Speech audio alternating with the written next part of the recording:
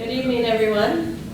Good evening. Welcome to the North Ridgeville City Schools Board of Education special meeting on Tuesday, August 6th. It is 5:30 p.m. and I should call this meeting to order. Roll call, please. Ms. Yancey? Here. Ms. McCarthy? Here. Ms. Saxon? Here. Mr. Muir? Here. Mr. Bach? Mr. Baca will be joining us shortly. If you're able, please stand for the Pledge of Allegiance. I pledge allegiance to the flag of the United States of America and to the republic for which it stands, one nation, under God, indivisible, with liberty and justice for all. Finalization of agenda. The agenda is final as presented. Thank you, Madam Superintendent. I'd like to, before we move on to the superintendent's report, welcome Mr. Hieronymus to the table as our new director of, give me your actual title. Director of Technology and Integration. Director of Technology and Integration. It's a new title for all of us. So welcome. We're glad you're here and joining us. Take that to the superintendent's report. Thank you, Madam President. We have two short items to speak to the board about tonight and update you all on where we are with our transportation and district enrollment, which do go hand in hand. So first, I'd like to introduce Mr. Matt Junker to talk a little bit about transportation. So we just wanted to give a few updates in terms of where we're at from a transportation standpoint. Tammy and her crew have done a good job. As Superintendent Casario said, as the enrollment goes up, it has this domino effect throughout the rest of the district. Transportation being one of those areas as well. They made some big changes this summer with the help of Ricky Cicchetti. Everything was done through the parent portal in Pass to Transportation, which means that Tammy and her crew had to literally go through all 4,700 parent portal forms that were to see who filled out transportation variances. It was a very time-consuming, tedious process. So what we did this summer was transition everything to Google Forms. Communicated with parents that if you have a variance, if you've got a babysitter that your son or daughter is going to go to, if you want to opt out of transportation, they're all done on separate forms. And that made it much easier. They could look at the responses in real time as they came in to their office. It cut down on those thousands of forms down to about 500 forms that they had to go through this summer, towards the end of the summer, which has made things much easier. Routes will be posted this week.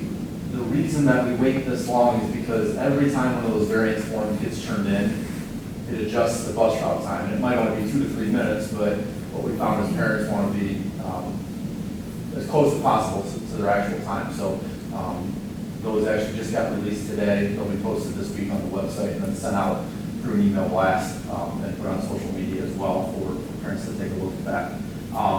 Because we made this change and moved everything to these Google Forms and posted everything online, there's really no need to have a transportation open house anymore. What that was it gave parents a chance to come to the transportation department and they could ask questions or fill out those forms. Tammy and her crew fielded those phone calls, and really it would have just been double work. That these forms have helped streamline things so much that there was no need to have one of those open houses anymore. So that's been a good thing. They've got a policy in the transportation department. If they do get a phone call or email, they respond within 24 hours. They've got the support over there right now, and they're making sure that happens. The parents are very happy with these changes that we're making. We are up to 51 routes. That's 4 more than last year. We were at 47 last year. So 51 routes, 51 drivers. And right now, no student will be on a bus longer than 40 to 45 minutes. That's the longest time that a student will be on the bus. And we have high load counts. We have several buses with 68 kids on them, which if you stop and think about it, as a bus driver, have that responsibility of 68 little heads behind you is quite cumbersome, but that's what we are. Our goal is to run at high efficiency and high occupancy, and that's what we're doing. And then lastly, our new buses are set to be delivered in early September. They're rolling off the assembly line in a couple weeks, then they can go to Columbus to get a few things inspected, and then we'll be up here. So in the meantime, what we'll do is simply use our spare buses on these routes, and when the new ones come in, then they'll go into implementation. Those other buses will put back into our spare fleet. So that's a synopsis of where we're at from a transportation standpoint. Does anyone have any questions? Yeah, just to verify, the forms are found on the homepage. On the homepage, if you go to under administration, it says departments, and then click on transportation, and everything is listed on the transportation homepage. It's broken out in detail where those forms are. And then nobody has to do anything if they don't have a variance. No, so everyone's automatically opted in to transportation that qualifies for it within that mile and a half. Or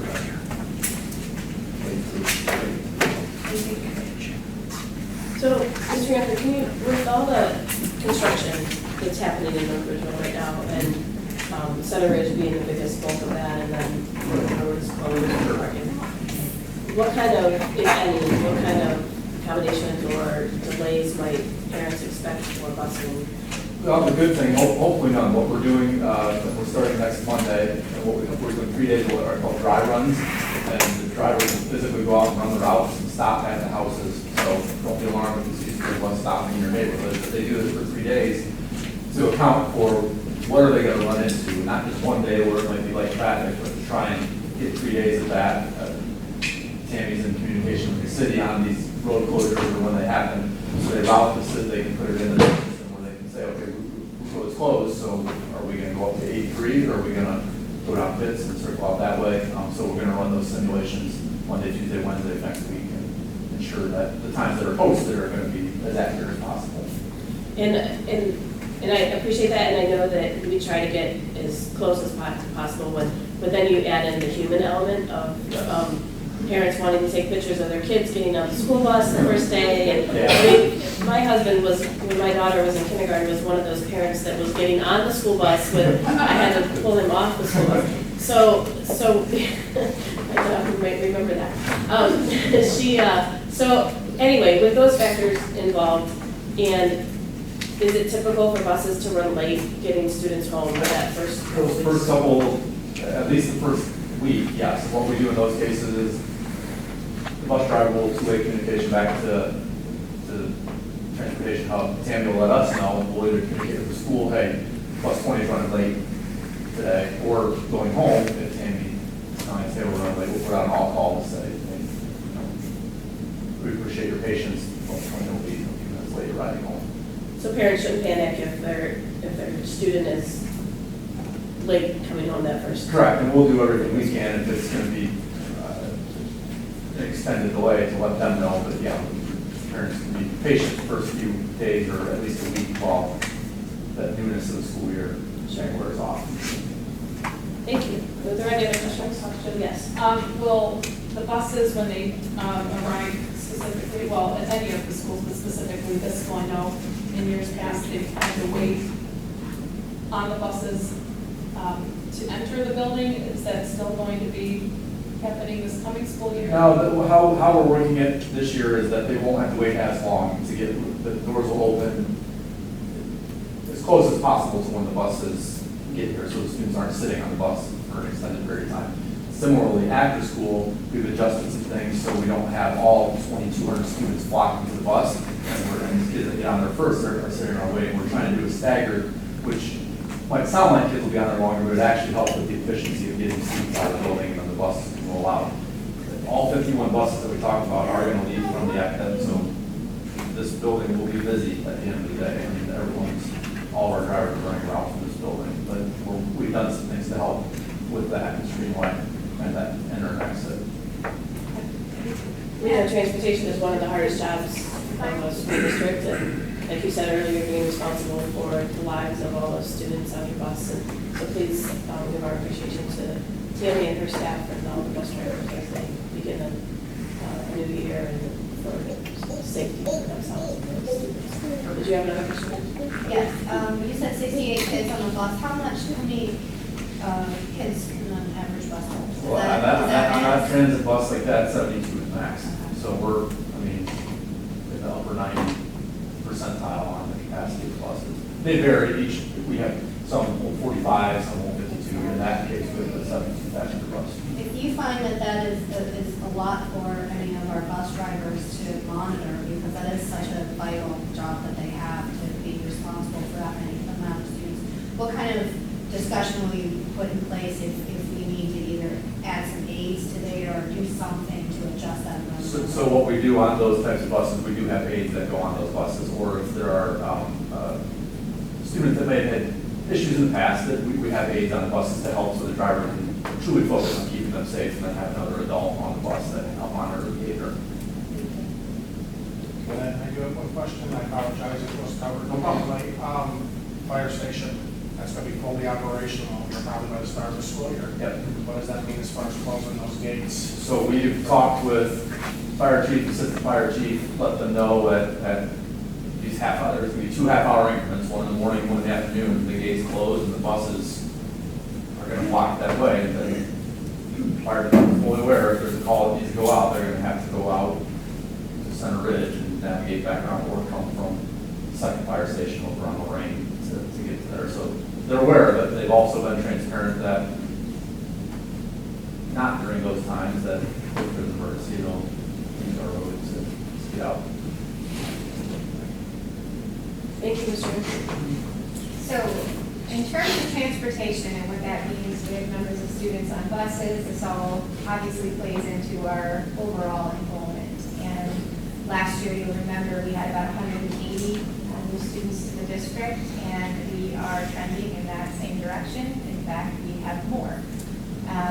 At this point, we are in good shape and we feel great about it, but we want to share with the board where we are in terms of real numbers and how we have adjusted some of our internal measures to make sure that we are prepared and that we will be ready for these kids when they show up on day 1. So, Mr. Frick will talk a little bit further about our enrollment. Yes, Roxanne says we are thrilled.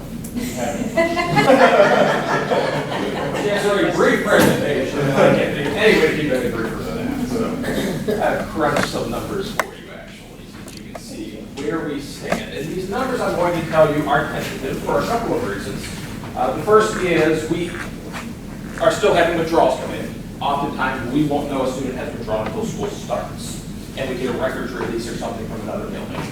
So it is possible for these to fluctuate downwards. It's also possible for them to continue to go up. And the reason I say that is yesterday we had 19 students registered.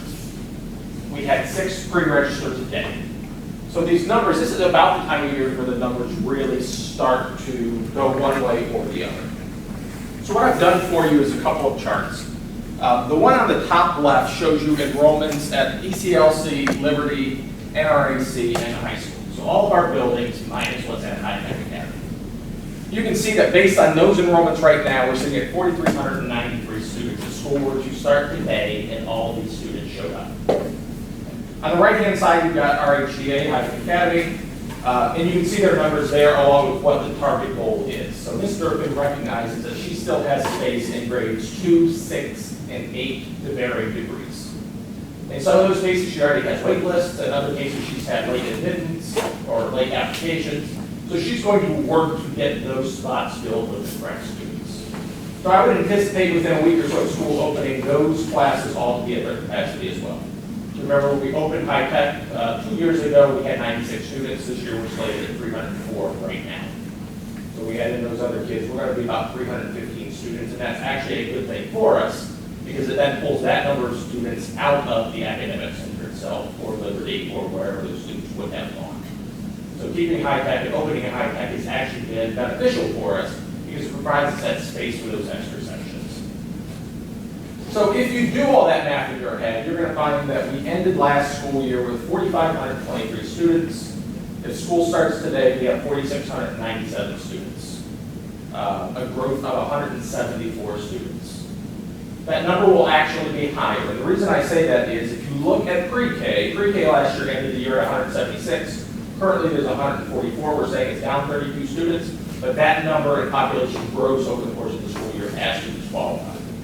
So if we look at a full-time load there, we are just a little over 200 students additional from the end of last school year. Looking across the numbers, I did a couple of things. If you look at kindergarten, it says 316, 330, and 14. What that's saying is in 2018-19, we had 316 students there. We're sitting at 330 right now for the school year. That's an increase of 14 in kindergarten. And then what I did for you was I color-coded 1 year to the next. So you can see in 2018-19, it's in yellow, there were 336 first graders. At second grade now, there are 351. So if you're following that same group along, in that case, we have added 15 students from first to second grade, which is what generates that number of 174 for us. So as Mrs. Casario said, for right now, we think based on our numbers and where we are, we're in pretty good shape. You know, the next 2 weeks and then particularly that first week of school is really going to tell us, you know, where our numbers kind of fall out. There's no reason to believe that we're not going to be at least what we were last year as far as enrollments over the summer plus. So what questions are floating around out there? Well, first of all, I was excited when I seen 144 pre-K because I thought that might have slowed down. So you just blew that. Thank you. 1,000 pounds. Just over 200, that include the 16 spots that are still open at Ranger High Tech? It does not. It does not. That would actually push you closer to 220 once you fill up that pre-K over the course of the school year and if you fill all those spots. Now, when I say that, it may not be the full 16 because some of those may just transfer from this building over to that one. So it's not necessarily going to be 16 new students to the district or coming back to the district or anything. So that number is a little bit fluid. What other questions do you have floating around that? It's just a little overwhelming to see these numbers in real life. Yes. And with projections of our student growth and population, what the city has given us and what the state has given us in our independent projections. I mean, clearly we are very close to reaching what the state said we would be 10 years out, right? 5,100 in 10 years. We're looking at 46, Basically, almost 4,700 Yeah. for this school year. The good news in any of that, if there is any, is when we have looked at all of those and we kind of projected where we thought we would be for this school year, we're almost where we thought we would be. So I think by the time pre-K comes online, it's going to put us at about that 4% growth that we hope we actually see this summer. And if you remember, we spent some time looking at all three of those projections that were given to us. And we sort of took our own take on all three of them, and we did use a 3% area growth for the next 4 years. We've surpassed that right now with what we see on paper, but then again, you remember we sort of tapered that off down the road. But trending in the same direction, we would be roughly where we thought we would be at that 6,100 mark based on the work that we did. That being said, we know that this needs to be monitored continuously, daily. Brittany is getting registrations daily. David is right on top of that, and if we do need to make any changes in terms of staffing or facilities, we're prepared for that, and we know we may have to make some decisions last minute. It's an exciting problem to have, and I think we are in the best shape that we can be as a district and as a community, and this is just another reason why everything that we do moving forward is so critical to this overall community. So this is great news, and hopefully we can continue to register kids. You know what I didn't mention, I don't think David mentioned either, we gathered up all of our mail from the buildings over the summer and had some people here go through it thinking we would have some withdrawals. Sure. And as it turns out, we had two. Yeah, it's just So we're very confident that we will have, too many more withdrawals. We know we'll have some, but at this point, we're confident that we'll have more students than what we see here. To what degree, though, we'll continue to keep you informed. Thank you. David, I'm curious about first grade specifically, with 341 students. And those are all students that will be educated at Liberty Elementary, because we don't offer first grade at the Ranger High Tech Academy. How many classes is that? How many students are we going to have those So in classes? first grade, and we're in pretty good shape here, because if you remember last year, it was a large second grade class. Okay. It was a large first grade going into second grade. So we Okay. kind of anticipated having a bigger number there. Currently, there are 13 sections of first grade, Okay.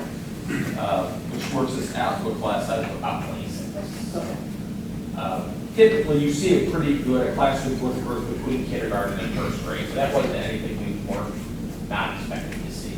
But I think they'll be at 25 students, so pretty standard between K and 1. Is 26 our Is that a high number for class size throughout the district, or is that vary? It's just about in average where these others, grade levels are going to fall out. Some of them a little higher, some a little lower. When you hit the middle school area, it's a little different because not every kid takes the same class.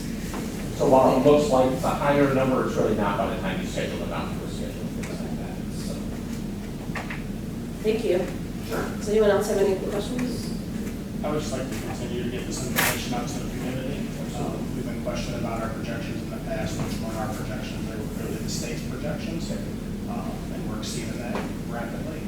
So the more informed our community is, the needs there, we've proven that. But 200 plus students this school year alone, that's information that community needs to have.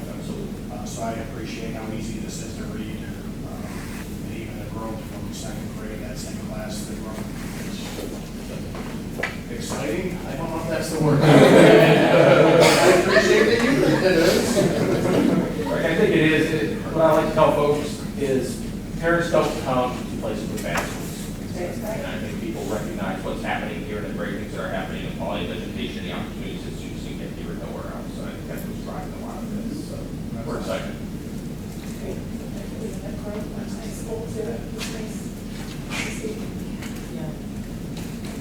All right, anything else at the moment? Thank you, Mr. Britt. Absolutely. That takes us to hearing of public on agenda items. If anyone would like to speak about an item that's on tonight's agenda, you can approach the podium and do so now. Seeing none, that takes us to our consent agenda. We have our education committee report. Mrs. Tamiro. We have a number of items listed under the education report. The first item is that the board needs to assign a member as a delegate to the OSBA conference. This member will represent the school district at the annual business meeting of the Ohio State Boards Association and will vote on any business presented. Next, we have 10 agreements to consider under the education report. These agreements are annual renewals of contracts for special education services and special education transportation that are required to meet the individual needs of students with disabilities. Finally, we have a first reading of the overnight field trip proposal for the 8th grade Washington, D.C. trip. The trip would depart on May 20th, 2020 and return May 22nd, 2020. This concludes the education report. Thank you. Any questions or comments about the education report? I'd like to go ahead and volunteer to be our delegate for the OSBA conference. Would anybody like to volunteer to be the alternate? Ms. Saxon is the alternate, and we'll vote on that at our next meeting. Any other questions about contracts? There's no policy committee report this evening. We have communications report. Mrs. Yancey. We have one gift to North Ridgeville City Schools. A monetary donation of $2,791 was gifted by the North Ridgeville Academic Center 5-8 boosters to pay for transportation for multiple school field trips. Total donations received for the 18-19 school year total $20,152. We thank the community for their tremendous support of our schools and students. Thank you. So that donation, that gift was to pay for transportation for this previous year for field trips and, right? That's what I'm assuming. The money came in during the 18-19 school year, Okay. and therefore we are counting it to that. The money that will be used for the upcoming school year. Oh, okay. Great, thank you.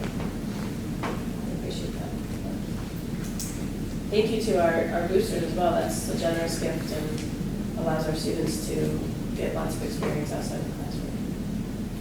That takes us to our building and operations report. Mr. Vaca. There are a number of items listed for reassignment. We have several computers, computer desk modules, as well as a microwave, walkie-talkies, overhead projector, and several band instruments. These items will be used for spare parts, resold, or removed for disposal.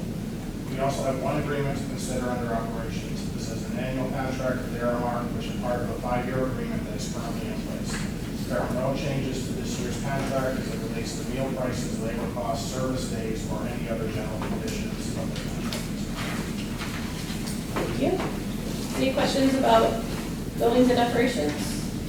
I know we are getting a new food service director, and that person will be with us at the next meeting. Is that right, Mr. Hood? Yeah, August 20th, Aramark will do a recap of this past school year as well as an introduction to the food service director. Thank you. Takes us to human resources, Mrs. Saxon. We have a number of items in the Human Resources Report. 110 special project stipends for employees to attend a variety of summer professional development opportunities or to participate in curriculum writing or revision. 10 supplemental contracts, 1 non-represented support staff contract, 15 certified staff salary adjustments, 8 support staff adjustments.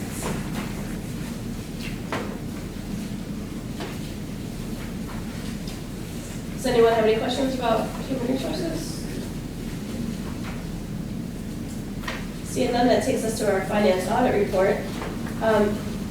You'll see on the following page, the advance is for the annual amount necessary to cover capital equipment, buses, and major improvements budgeted within the permanent improvement fund. Also, the following transfers within the general fund represent the budgeted amounts for curriculum and district-wide repairs and maintenance.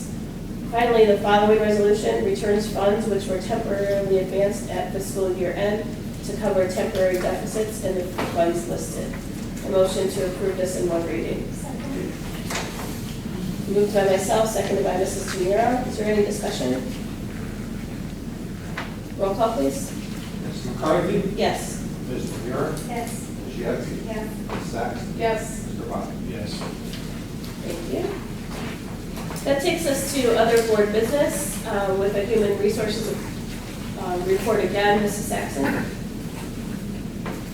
We have a few human resource items to report, and they are 3 certified staff appointments, 6 support staff appointments, 3 support staff substitute appointments for transportation, 1 certified staff leave of absence, and 1 support staff resignation. I motion that we approve this in one reading. Moved by Ms. Saxon, seconded by Mr. Vaca. Is there any discussion? How are we on our hiring? Do we expect to have more? Yes, we have a couple of leave requests that were out there, and so those posted this week, and so we'll try to finalize those this week as possible. But we're almost fully staffed, pending enrollment. Thank you. Any other questions? Roll call, please. Ms. Saxon? Yes. Mr. Bott? Yes. Ms. Yetsey? Yes. Ms. Tamira? Ms. McCarthy? Yes. That brings us to hearing a public on new items. If anyone would like to speak to the board about an item that was not on tonight's agenda, you can approach the podium and do so at this time.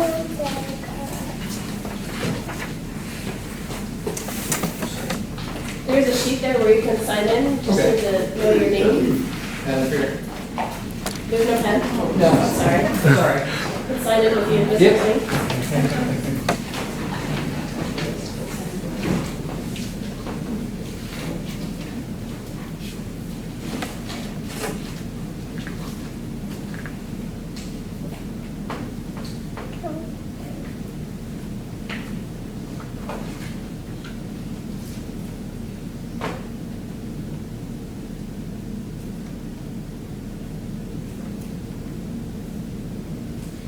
Alright, well, I got here a little late, so I don't know if you talked about it or not, but it's the start times changed this year.